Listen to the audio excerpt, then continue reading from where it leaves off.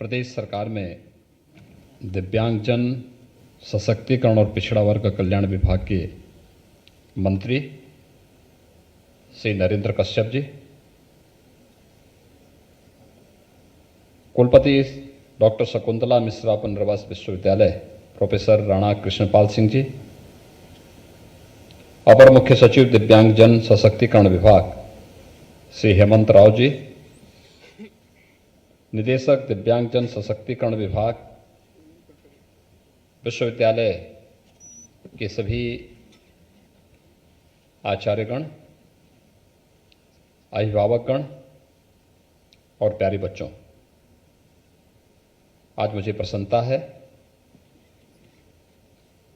कि डॉक्टर शकुंतला मिश्रा राष्ट्रीय पुनर्वास विश्वविद्यालय लखनऊ में विश्वविद्यालय के अभियांत्रिकी और प्रौद्योगिकी संकाय के भवन का आज यहाँ पर शिलान्यास का कार्यक्रम भी संपन्न हुआ है और इसके साथ ही ममता राजकीय मानसिक मंदिर विद्यालय जो आवासीय है जनपद चंदौली का, संकेत जूनियर हाई स्कूल जनपद चित्रकूट, ये भी आवासीय सुविधा से युक्त होगा। इन सभी के शिलान्यास का कार्यक्रम संपन्न हुआ है। मैं इसके लिए डॉक्टर शकुंतला मिश्रा राष्ट्रीय पुनर्वास विश्वविद्यालय से जुड़े हुए आप सभी छात्र छात्राओं को और चंदौली तथा चित्रकूट में निर्मित होने वाले इन दोनों संस्थाओं के जुड़ने वाले उन सभी बच्चों के प्रति मैं हृदय से बधाई देता हूं। आप सबके प्रति अपनी शुभकामनाएं देता हूं।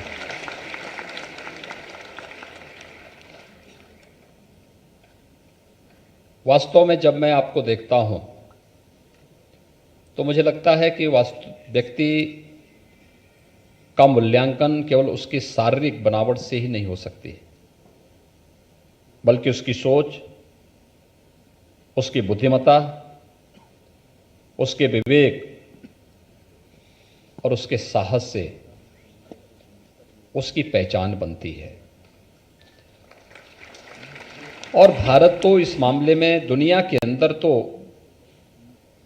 इस प्रकार के अनेक उदाहरण हैं। जब भले ही शारीरिक रूप से किन्हीं कारणों से वो व्यक्ति अपने को सक्षम न मानता रहा हो, लेकिन उसकी बुद्धिमत्ता ने, उसके विवेक ने, उसके साहस ने उसे दुनिया के सामने एक आदर्श के रूप में प्रस्तुत किया। और भारत तो इसका उदाहरण है। हम जब भारत की ऋषि परंपरा की बात करते हैं तो सबका ध्यान सहसा ही ऋषि अष्टावक्र की ओर जाता है। मध्यकाल में भक्ति काल के एक महाकवि हुए थे सूरदास। उनकी रचनाओं से कौन ऐसा भारतीय होगा और हिंदी साहित्य का कि मैं रुचि रखने वाला कौन ऐसा भारतीय होगा जो महाकवि सूरदास से अभिभूत न हुआ हो। और आपने देखा होगा जब सूर और तुलसी की भक्तिकालीन रचनाओं की हम तुलना करते हैं तो हमें कहीं भी सूरदास ऐसा नहीं लगता है कि वह जन्म से दृष्टिबाधित रहे हों। उनकी रचनाएं हमें एक नई दिशा दे देती हैं। और मित्रों, यही नहीं, हम लोगों ने दुनिया के अभी हाल ही में जिनका शरीर शांत हुआ है, दिवंगत हुए हैं, प्रसिद्ध भौतिक विज्ञानी स्टीफन हॉकिंग के बारे में कौन नहीं जानता है। ब्रह्मांड के रहस्य के बारे में उनकी जो थ्योरी है, पूरी दुनिया उसका लोहा मानती है। अनेक ऐसे उदाहरण हैं जहां पर दिव्यांग जनों ने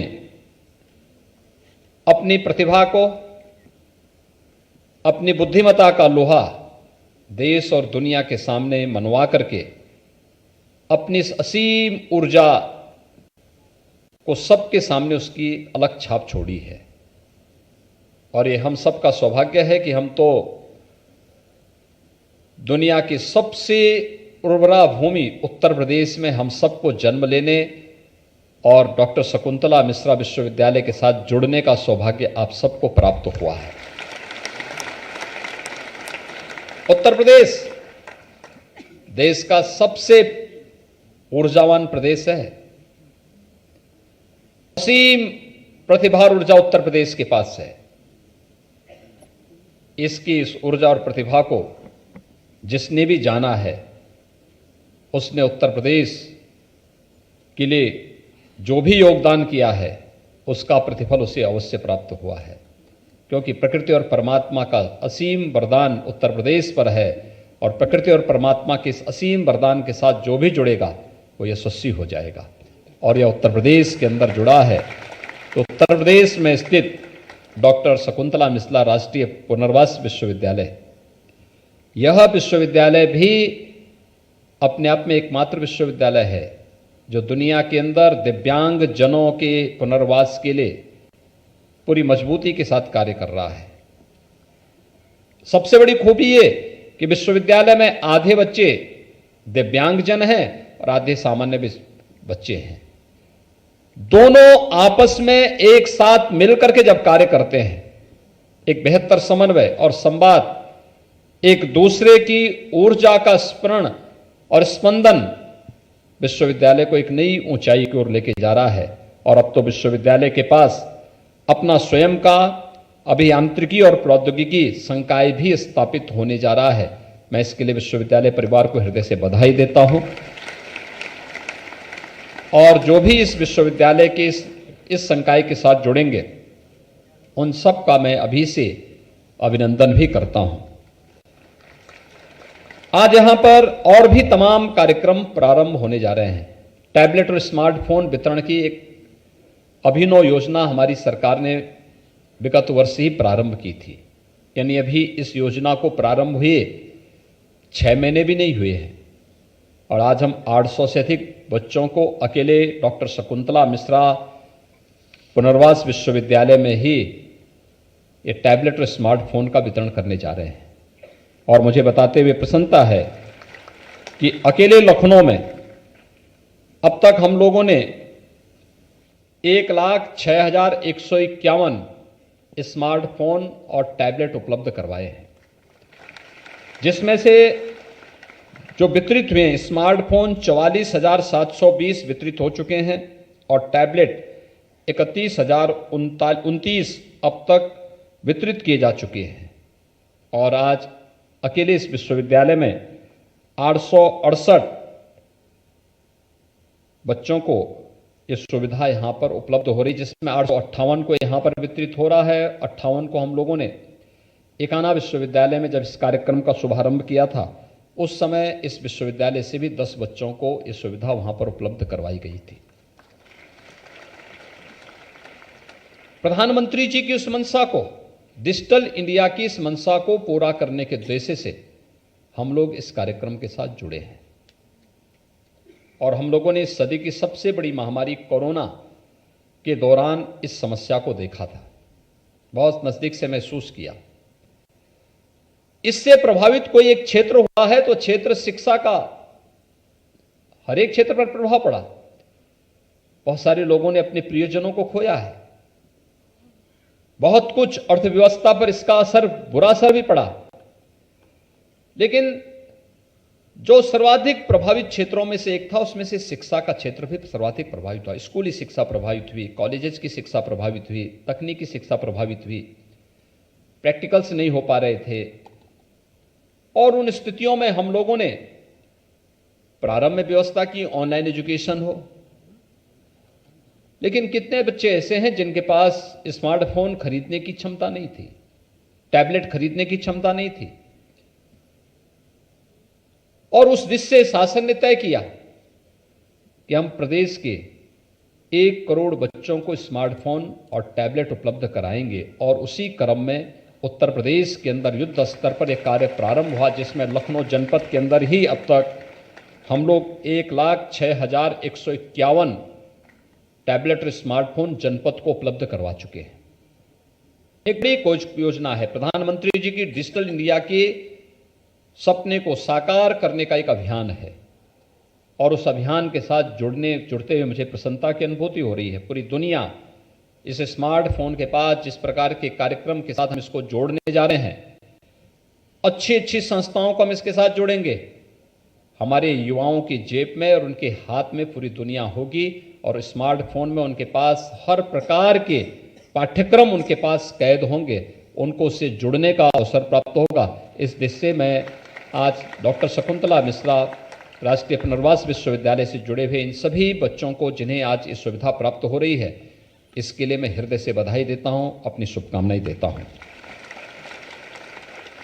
मुझे विश्वास है कि विश्वविद्यालय प्रदेश सरकार के आईटी एंड इलेक्ट्रॉनिक्स विभाग के साथ जुड़कर के, औद्योगिक विकास विभाग के साथ जुड़कर के उन नए प्रोग्राम के साथ इन बच्चों को जोड़ने का कार्य कर सकेगा, जिसमें ऑनलाइन एजुकेशन के साथ साथ इन बच्चों को किसी परीक्षा की तैयारी के लिए ऑनलाइन प्रिपरेशन की तैयारी भी करनी होगी, तो वह भी सुविधा इनको इसमें उपलब्ध हो सके। और साथ साथ अगर कोरोना जैसी महामारी बनी रहती है तो हम लोग ऑनलाइन एग्जामिनेशन के लिए भी इन बच्चों को इसके साथ जोड़ सकें, उस प्रकार का सॉफ्टवेयर हम विकसित कर सकें। हमें समय के अनुरूप चलना होगा, समय के अनुरूप चलने की तैयारी करनी होगी और समय के अनुरूप जो भी चलता है वह हमेशा अग्रणी भूमिका में अपनी एक नई पहचान बनाता है।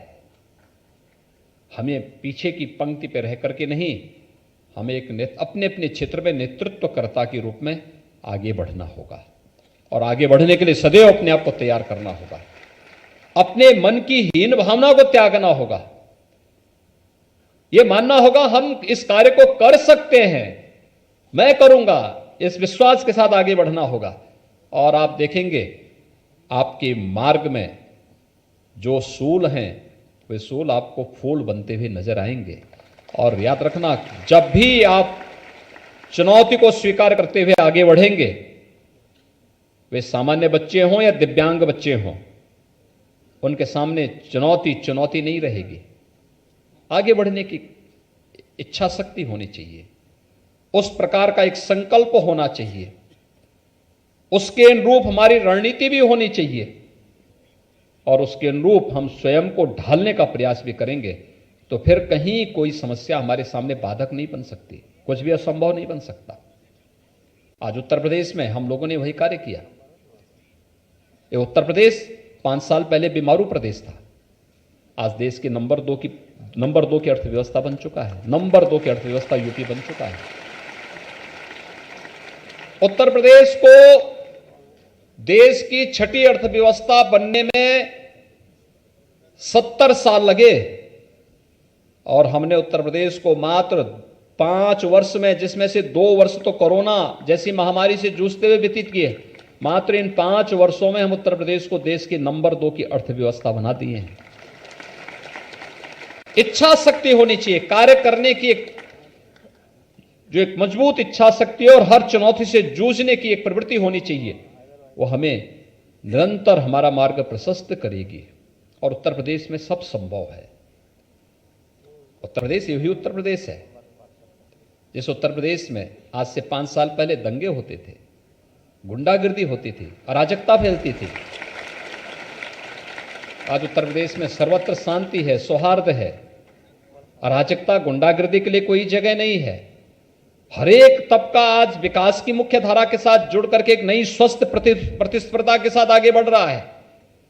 जब इस स्वस्थ प्रतिस्पर्धा के साथ आगे बढ़ रहा है तो हमारे शिक्षण संस्थानों को भी, विश्वविद्यालय हो, महाविद्यालय हो, इन सब को भी इस स्वस्थ प्रतिस्पर्धा के साथ जुड़ने के लिए अपने आप को तैयार करना पड़ेगा। उत्तर प्रदेश अगर हर एक फील्ड में आगे बढ़ रहा है तो कोई कारण नहीं कि हम भी उस स्वस्थ प्रतिस्पर्धा का हिस्सा न बन जाएं। बन सकते हैं। हमें भी अच्छे विश्वविद्यालय देने होंगे, अच्छे शिक्षण संस्थान देने होंगे, अच्छे चिकित्सा संस्थान देने होंगे, अच्छे तकनीकी संस्थान देने होंगे और उत्तर प्रदेश में जो कुछ भी होगा वह वर्ल्ड क्लास होगा। इस संकल्प के साथ हमें आगे बढ़ना होगा।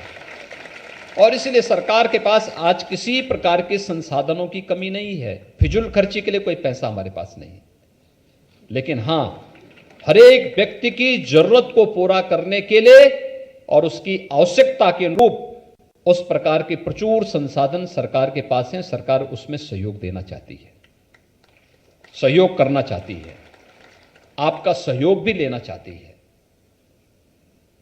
और उस सहयोग के साथ, एक टीम वर्क के साथ, जब उत्तर प्रदेश 25 करोड़ जनता बोलती है तो 25 करोड़ की आवाज एक स्वर में उत्तर प्रदेश के विकास के लिए जब निकलती है तो उत्तर प्रदेश की ताकत बनती है। ये हमारी सबसे बड़ी ताकत है, हमारी पूंजी है। लोग बोलते थे कोरोना में इतनी बड़ी आबादी को कैसे संभालेंगे। मैं कहता था हमारी ताकत 25 करोड़ की आबादी है, सब मिलकर के कार्य करेंगे तो हम कोरोना को भी परास्त कर देंगे। लोग कहते थे कि आपके यहां 1 करोड़ प्रवासी कामगार और श्रमिक वापस आएंगे, कैसे संभालेंगे। मैं कहता था इसकी चिंता आपको नहीं करनी है, 25 करोड़ की आबादी है, 1 करोड़ और आ जाएगी, कोई असर नहीं पड़ने वाला है, कोई असर नहीं पड़ने वाला है।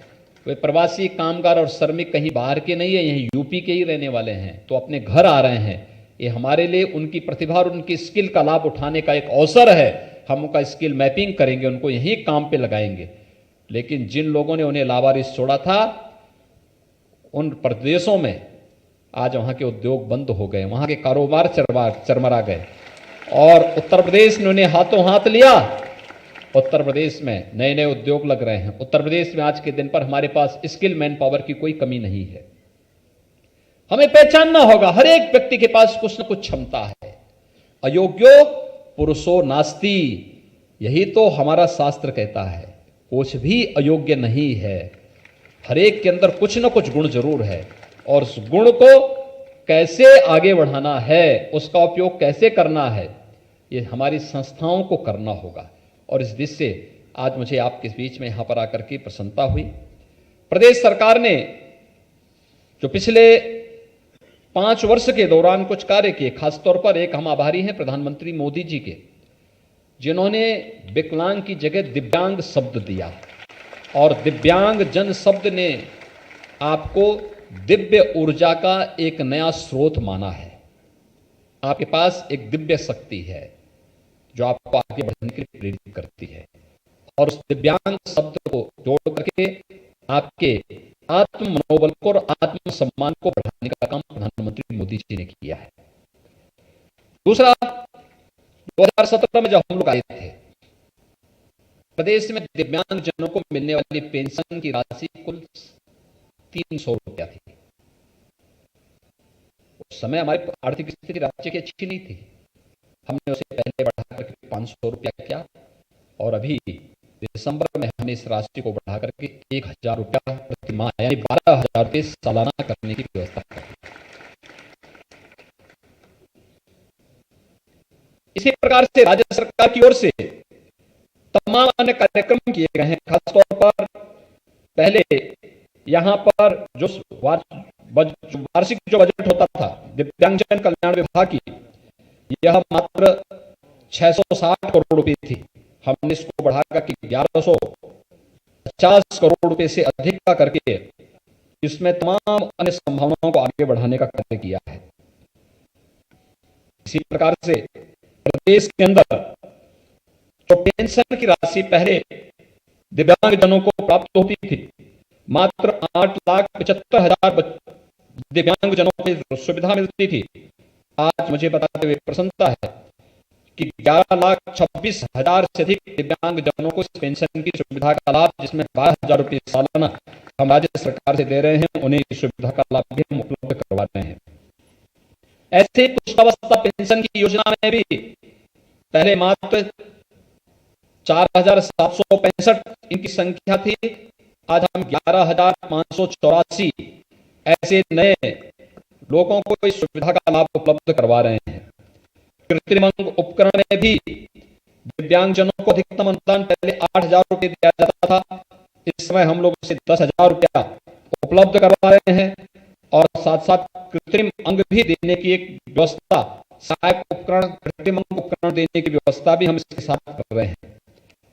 हम लोगों ने 21-22 में, यानी पिछले 5 वर्ष में 17-18 से 21-22 तक 2,56,165 दिव्यांगजनों को कृत्रिम अंग उपकरण भी वितरण करने के कार्य राज्य सरकार की ओर से किए गए।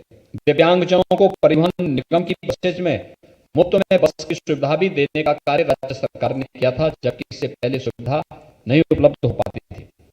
इसी प्रकार से राज्य स्तरीय पुरस्कार की श्रेणी में जो 3 श्रेणी में पुरस्कार दिए जाते थे, हम लोगों ने इसे 12 श्रेणी में 30 उप श्रेणी के साथ सृजित करते हुए इस पुरस्कार को भी बढ़ाया है और इसमें मिलने वाली 5,000 की राशि को बढ़ा करके 25,000 रुपये भी इसमें दिव्यांगजनों के प्रोत्साहन के लिए किया है। ऐसे ही शल्य चिकित्सा के लिए भी कॉन्क्लियर जो इम्प्लांट की व्यवस्था थी, लाभार्थी को 6 लाख रुपए इसको हम लोगों ने उपलब्ध कराया और इसमें भी अब तक हम लोग प्रदेश में पिछले 5 वर्ष के दौरान 1,538 करेक्टिव सर्जरी और 234 जो श्रवणबाधित बच्चे थे उनके लिए कॉन्क्लियर इम्प्लांट सर्जरी की भी व्यवस्था हम लोगों ने राज्य सरकार की धनराशि से उपलब्ध करवा करके उन्हें ये सुविधा उपलब्ध करवाई है। मोटराइज्ड ट्राईसाइकिल, अभी आपको बताया गया कि हर संसदीय क्षेत्र में 100 मोटराइज्ड ट्राईसाइकिल भी उपलब्ध करवाने का कार्य कर रहे हैं और यही कारण है कि देश में दिव्यांगजनों के अधिकारों को लेकर के प्रदेश यानी देश का प्रथम पुरस्कार भी इस देश से उत्तर प्रदेश को प्राप्त हुआ है, क्योंकि राज्य सरकार ने इस दिशा में कार्य प्रारंभ किया। तमाम अन्य कार्यक्रम यहाँ पर प्रारंभ हुए हैं, जैसे राजकीय ब्रेल प्रेस की उत्कृष्ट जो ब्रेल प्रेस का राष्ट्रीय पुरस्कार उत्तर प्रदेश को प्राप्त हुआ। लखनऊ को पुनर्वास योजना के प्रभावी ढंग से संचालन करने के लिए उत्कृष्ट जनपद का राष्ट्रीय पुरस्कार भी प्राप्त हुआ। सुगम भारत अभियान के कार्यक्रम में प्रभावी क्रियान्वयन के लिए सर्वश्रेष्ठ राज्य का पुरस्कार उत्तर प्रदेश को प्राप्त हुआ और इसी प्रकार से वाराणसी को पुनर्वास योजना का प्रभावी ढंग से संचालन करने हेतु उत्कृष्ट जनपद का राष्ट्रीय पुरस्कार 2019 प्राप्त हुआ। और मुझे बताते हुए प्रसन्नता है कि हम लोग अनेक उन सुविधाओं को जो दिव्यांगजनों के कार्य को और सरलीकरण करते हुए उनके जीवन को और सरल और आसान बना सके, इसके लिए राज्य सरकार पूरी तरह तत्पर है, हर प्रकार का सहयोग करेगी। आज मुझे प्रसन्नता है कि यहाँ पर 558 बच्चों को टैबलेट और स्मार्टफोन की सौगात यहाँ पर आपको राज्य सरकार के द्वारा उपलब्ध की गई है और मैं चाहूंगा कि आईटी और इलेक्ट्रॉनिक्स विभाग और औद्योगिक विकास विभाग के साथ समन्वय बना करके नए प्रोग्राम और इनकी बेहतर ट्रेनिंग के साथ साथ इन बच्चों को इसका बेहतर लाभ उपलब्ध करवाने और डिजिटल इंडिया के प्रधानमंत्री जी के सपने को साकार करने में हमारे सभी प्रदेश भर के शिक्षण संस्थान सफल होंगे। चूंकि आप देख रहे होंगे वैश्विक महामारी है और रूस और यूक्रेन का युद्ध भी है, पूरा चीन लॉकडाउन में चल रहा है कोरोना महामारी के कारण। मैन्युफैक्चरिंग नहीं हो पा रही है टैबलेट और स्मार्टफोन की, इसमें एक चिप लगती है, वो चिप का निर्माण नहीं हो पा रहा है, उसमें कठिनाई हो रही है, इसलिए हम फेज वाइज इसको वितरित कर रहे हैं। फाइनल इस ईयर के बच्चों को दिया गया उस वर्तमान में बांटा जा रहा है, फिर हम लोग सेकेंड ईयर के बच्चों को आएंगे, फिर फर्स्ट ईयर के बच्चों को इस सुविधा उपलब्ध करवाने की कार्रवाई भी होगी।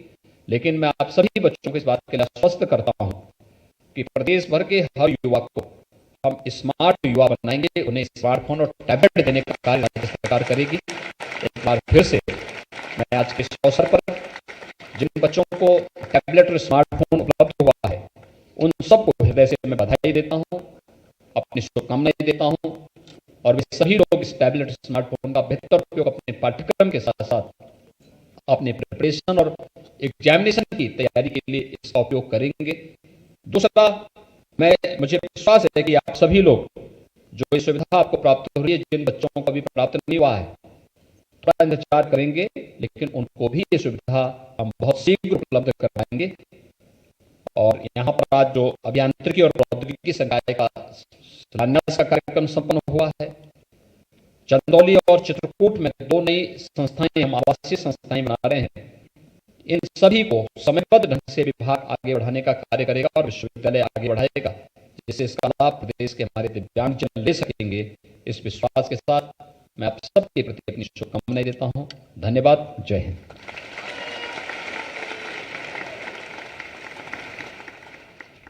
श्रीमान आपके विचार